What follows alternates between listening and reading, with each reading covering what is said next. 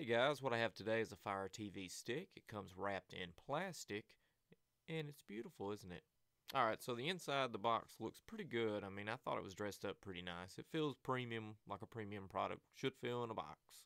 Real smooth texture, and very glossy. It has a seal that you have to break to get into it.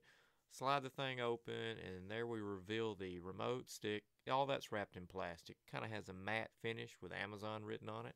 It's a pretty nice little build for a little media stick. And the remote's nice too. It's got a slick feel to it, but once you get to the buttons and stuff, it gets kind of grippy. I kind of like it, but I have the Fire TV also, and it's kind of got the same remote without the voice. They get you cords, cables, plug, which are all wrapped in plastic, and that plug pulls out like that. The little prongs do, and it's kind of got a slim profile with a glossy feel around it and a dull finish on the outside. You get two Amazon Basic batteries with it.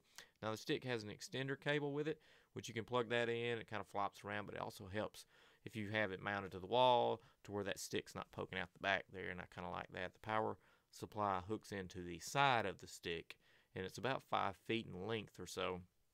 Then plugs into the plug part that plugs into the wall.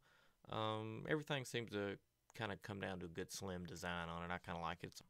Now this is what you get when you first plug it in, the Fire TV Stick logo. Now I tried to plug it into my TV in the living room, which is a newer model Slimline TV.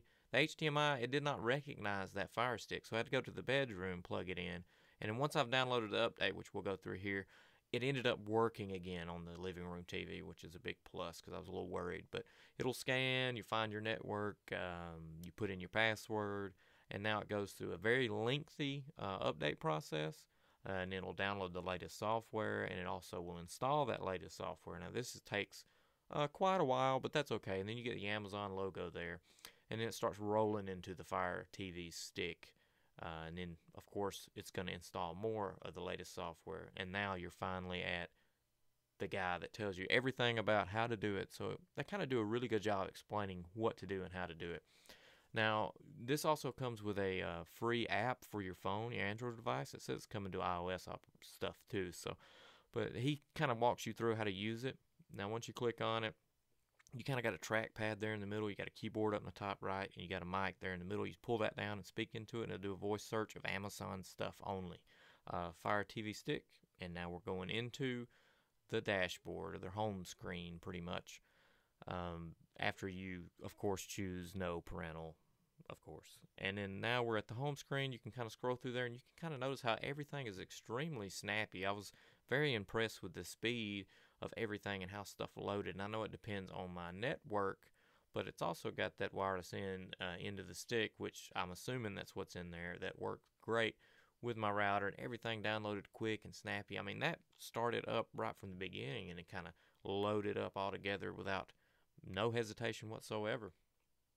And you can do text search, but like I said earlier, you can do a voice search too through the phone app, or you can purchase the remote that has the voiced speech on it, but I don't really see a need for that since you can get the app. But as you can see, stuff moves extremely snappy.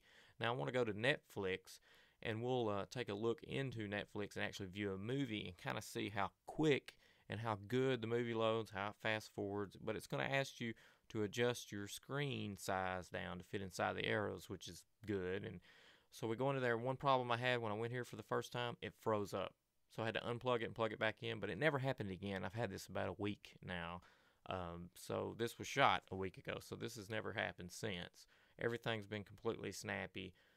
Since then, loads up fine, so we'll kind of get a quick shot into Catching Fire here and play a little bit of it, fast forward through it, and see how quick it loads up. I mean, no hesitation whatsoever, and the fast forwarding is just as impressive.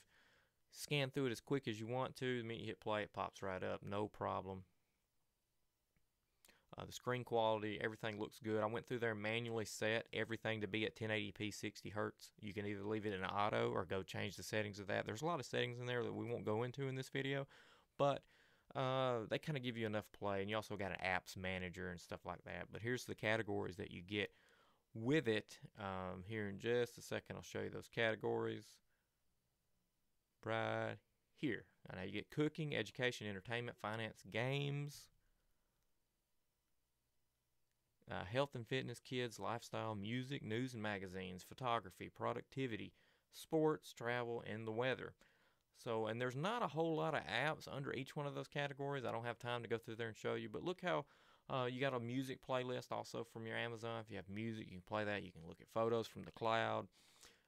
One thing I wish it did was have DLNA, but here's the app for the phone. Now, you got to put in a four-digit number that it gives you once you download the app. Connect it to your Wi-Fi. It recognizes that you have a stick put in, Amazon stick in.